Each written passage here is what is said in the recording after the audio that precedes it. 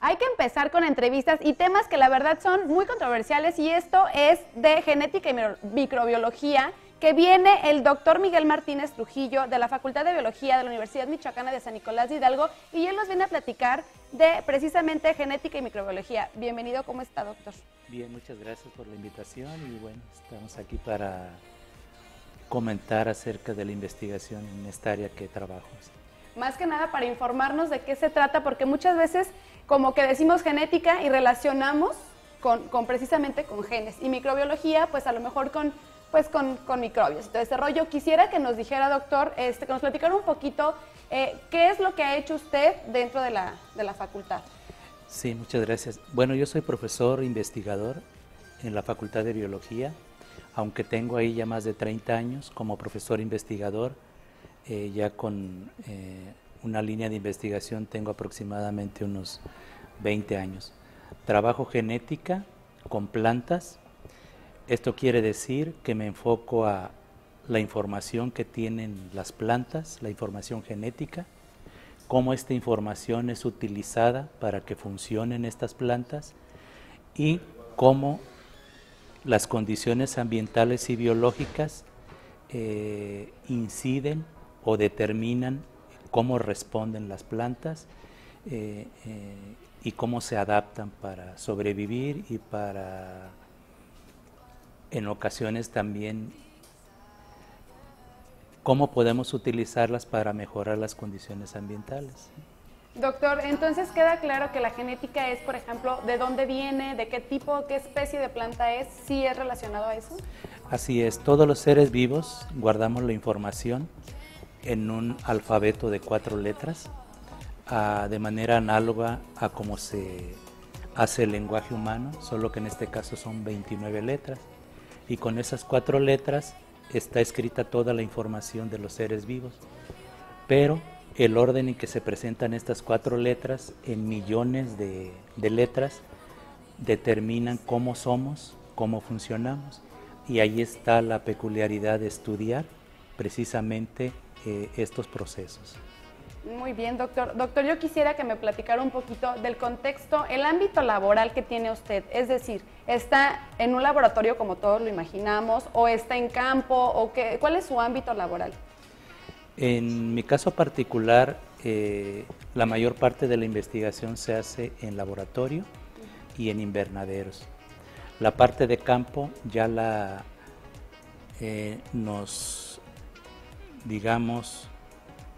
colaboramos con otros investigadores que ellos tienen más experiencia en el campo. En el laboratorio podemos entender cómo responden las plantas a ciertas condiciones de temperatura, de contaminantes, de luz, y también en el invernadero. Y con esta base fisiológica colaboramos para que esas plantas pudieran llevarse a campo y ahí estudiar ya en condiciones, digamos, más complejas, cómo responden, ¿no?, estos organismos. Doctor, ahí tenemos una imagen. Yo quisiera que nos platicara un poquito de qué se trata esta imagen, qué es lo que está pasando aquí. Precisamente esta imagen lo que nos muestra en la parte de arriba son plantas creciendo en un medio con un soporte sólido. Son plantas pequeñas, se germinan, se puede ver la raíz que va avanzando hacia abajo y la parte de las hojas en la parte superior. La segunda hilera lo que nos muestra son imágenes ya celulares de cómo cambian algunos procesos en estas plantas. Ustedes pueden ver ahí el contraste entre lo verde y lo rojo. Y en la tercera fila, es la planta en una condición estable. Entonces, digamos, las plantas las hacemos que respondan a ciertas condiciones de contaminación, de cambios de temperatura, de sequía, y entonces vemos en principio en imágenes cómo responden estos organismos. Digamos que ahí está como el estudio reaccionando la planta a diferentes situaciones, es decir, como menciona, de contaminación y eso, o aire, o así. ¿Esto es como un esquema de lo que en realidad pasa por la planta? Efectivamente, Las plantas, a diferencia de los animales, tienen que vivir en un cierto lugar, entonces están obligadas a permanecer allí. Entonces, ante cambios ambientales, por ejemplo, la llegada de contaminantes, la planta tiene que responder fisiológicamente a esas condiciones. A veces lo hace internamente, como podemos ver aquí, otras veces se refleja externamente. Su raíz, por ejemplo, se vuelve más abundante para poder competir, seguir captando alimento, nutrientes y luchar contra ese entorno contaminado. Ok, la primera hilera, doctor, ¿es ahí donde a lo mejor la planta está, es como la raíz? Ahí están todas las plantitas. Ajá. El primer cuadrito de la parte superior son las plantas cuando crecen en condiciones normales. Okay. Están bien, les proporcionamos lo necesario y a medida que se avanza en la primera hilera, en el segundo, tercero, cuarto y así sucesivamente de los cuadros, se puede ver que el sistema de la raíz crece menos, se modifica y esa es una respuesta de la planta a un contaminante que estamos usando allí, que es el cromo, que es un metal que encontramos en condiciones ambientales y que para entender cómo afecta a la planta primero lo hacemos en estas pequeñas cajas y una vez entendiendo los procesos celulares podemos aportar, hacer propuestas de cómo manejar las plantas, en principio para que toleren estas condiciones y segundo para que sean utilizadas para remover los contaminantes del suelo y posteriormente trasladarlos a otros lugares. O sea, las plantas sí pueden ser como, sí pueden ayudar como que no se contamine todo esto sabiéndolas trabajar. Así es. Una estrategia en la que se usan las plantas para eliminar contaminantes consiste en sembrarlas, crecerlas en los medios contaminados, estas captan los contaminantes y una vez que lo hacen, una parte queda en la raíz, la otra la movilizan a la parte aérea y entonces si se retira la parte aérea, con ella llevamos los contaminantes y se pueden pues canalizar a sitios donde se procesen y no hagan daño a la población. Doctor, visualmente estamos viendo obviamente las imágenes de lo que pasa cuando está una planta en ambiente y cuando esta otra planta ya va como en decadencia.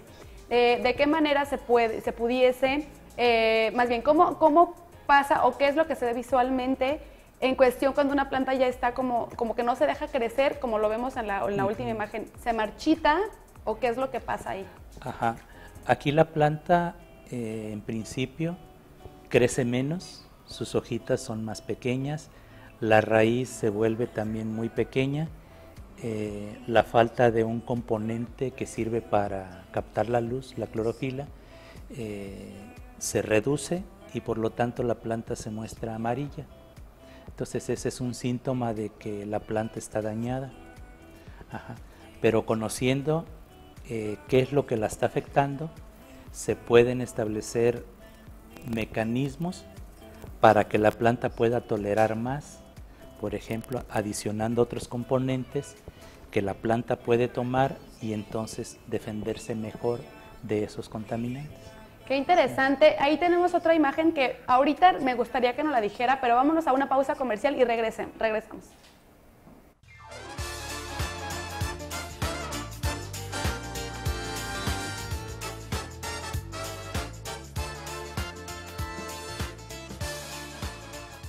A la naturaleza hay que darle amor, hay que darle todo lo que necesita, agua, alimento y todo eso. Comentaba con el doctor que tengo aquí a mi lado, el doctor Miguel Martínez, comentábamos de que las plantas son reporteras. Sí, las plantas que utilizamos muchas veces son plantas modificadas, usamos el término transgénicos, pero en este caso no las usamos para liberarlas indiscriminadamente, sino para entender los procesos. Y esas plantas lo que tienen interiormente es algo, una información que nos reporta qué es lo que está pasando. Entonces decimos que tienen un gen reportero y hay diferentes de estos. Unas nos reportan, por ejemplo, qué es lo que está pasando con sus hormonas, qué es lo que está pasando con el crecimiento de la raíz, si se alteró el transporte del azúcar, todo eso. Tenemos algo así como unos 200 reporteros en diferentes plantas. Wow, qué interesante. Doctor, me gustaría que nos platicara también, dentro del laboratorio, ¿usted qué es lo que está haciendo? Ahí vemos una imagen también me imagino que es la estructura de una planta. Esta es una célula vegetal, un esquema con sus diferentes partes. Hay una que se ve muy grande, azul. Este es un sistema como una bolsa, una vacuola le llamamos, y a la planta le sirve para muchas cosas, entre ellas acumular desechos. Entonces, bueno, entendiendo el funcionamiento celular, pues de ahí partimos para entender los procesos fisiológicos. ¿Qué es lo que usted realiza en el laboratorio? ¿Qué es lo que hacemos en laboratorio? Sí. Y en las estrategias que estamos usando para entender el funcionamiento de las plantas ante el agobio, el estrés del ambiente, que pueden ser contaminantes, que puede ser sequía, pues utilizamos estas plantas transformadas, estas plantas transgénicas, que por cierto, durante muchos años sobre ellas se ha dado información no muy precisa. Actualmente ya tenemos una ley de bioseguridad de organismos genéticamente modificados, que son los que controlan la generación y la liberación de estas plantas al ambiente. Una de las perspectivas que yo he tenido a futuro es utilizar esta información de las plantas para generar plantas modificadas, pero ahora con nuevas tecnologías. Antes, para modificar una planta, lo que se hacía era bombardear la planta con pequeñas partículas, y lo que se introducía quedaba al azar, de tal manera que la planta podía ser modificada en lo que queríamos, pero a veces se alteraban otras cosas. Y ahora no, ahora ya hay una técnica que le llamamos CRISP, y que como un cirujano se puede hacer que lo que vamos a introducir entre precisamente en un lugar. Entonces haga de cuenta que pues es un pequeño trasplante, ¿verdad? Ya de manera fina. Entonces aquí le llamamos a esto transgénicos de tercera y de cuarta generación. Y ahí es donde hacen modifican la genética de la planta para crear una nueva. Para crear una nueva que tenga características importantes que beneficien al agricultor principalmente, al consumidor. Sí. Eso es lo que hace en el laboratorio. Y doctor, ¿qué está haciendo ahorita? ¿Qué es lo que tiene pensado hacer o que ya viene en un camino? Bueno, lo que tengo pensado en este momento es utilizar parte de la información para llevarla a campo con los colegas y que ellos evalúen el efecto de contaminantes, condiciones adversas, de acuerdo a la información fisiológica que tenemos. Y una vez comprobado esto, pues ya podríamos plantear una posible modificación en alguna especie vegetal para mejoras para la agricultura y para beneficio del agricultor, del consumidor, reducir precios, aumentar la producción. Doctor, a grandes rasgos, aquí estamos viendo también una imagen, pero a grandes rasgos, ¿cuáles son los pasos, digamos así, para la modificación de la planta? Yo sé que no lo puede hacer cualquiera porque es un trabajo de investigación. Es primero conocer qué es lo que tenemos y después, doctor. Lo que se tiene que hacer para modificar un organismo, en este caso una planta, primero es tomar del libro de la información que tienen estas plantas. Imaginemos que es un libro de 10,000 páginas, pues tomar la página exacta, la página 39, que en el laboratorio la obtenemos con técnicas de romper células, tomar su información, y esa página entonces ahora la podemos trasladar de un organismo a otro. Entonces, la manera en que se está haciendo ya planteando para el futuro es muy precisa, y esa hoja se va a intercalar dentro del libro de esa información en una situación donde no va a alterar los otros procesos. cosa que sí se alteraba un poco, digamos, en las técnicas que se habían venido desarrollando.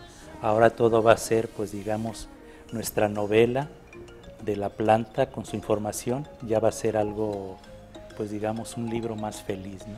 Ay, qué bonito se escucha eso. Doctor, aquí vemos una imagen, ¿es como algo palpable de lo que nos está platicando? Efectivamente, aquí se está viendo una información en un extremo de una raíz.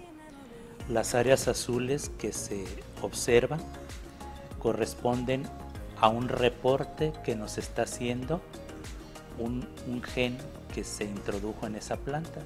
Entonces nuestro reportero en este caso nos dice: las células se están dividiendo y la raíz está creciendo. Entonces esa es la información. Podemos ver en la parte de arriba, en la primera hilera, pues que se está dividiendo, pero en la parte de abajo, en el segundo cuadrito, que sí se puede ver, pues cómo se está alterando ahí la división. Entonces, pues ahí se tiene que entender que algunas condiciones producen agobio, producen estrés en las plantas y que por lo tanto hay que ver la manera de vencer eso, ¿no? O sea que esto es un reporte bien, o sea, es como un vamos bien o nos estamos estresando. Este es un reporte arriba de cuando todo está bien y abajo de cómo la planta se puede alterar, pero sabiendo eso se pueden establecer condiciones, modificaciones ambientales para que ahora todo vuelva a estar bien. Doctor, me mencionaba en corte comercial algo que les quería comentar. Sí, referente a este tipo de trabajos de genética, a veces es muy difícil llegar a la población porque hay una base sobre la cual hay que conocer y sobre ello pues entender qué se puede hacer, ¿no? Lo que les puedo decir es que actualmente con las nuevas tecnologías, la información de los organismos, en este caso de las plantas y de otros seres vivos, ya se puede hacer de manera precisa. Ya no es necesario alterar ese libro de información que tenemos, ya no rompemos una hoja, sino que sobre esa hoja podemos escribir un poco y entonces perfeccionar aquello que tenemos. Claro, todo esto de una manera controlada. Hay leyes en todos los países. Aquí en México hay una ley de bioseguridad que se aprobó en 2005, me parece, y sobre ella es sobre la que los investigadores políticos tenemos que ajustarnos. Pues ahí está. Doctor, ¿alguna red social que nos quiera compartir? Una red social para... ¿De usted o de información? Bueno, la información de manera más amplia la pueden encontrar en la página de la Facultad de Biología. Pueden ustedes escribir en el Google Biología UMSNH, allí aparece la página y ahí está toda la información, estamos los grupos de investigación y bueno, en lo general, ¿qué es lo que hacemos? Ok, pues muchas gracias, doctor. Qué bueno que está con nosotros y qué bueno que nos vino a compartir qué es lo que pasa con las plantas. Le agradezco muchísimo. Muchísimas gracias. Gracias a usted. Vámonos a una pausa comercial.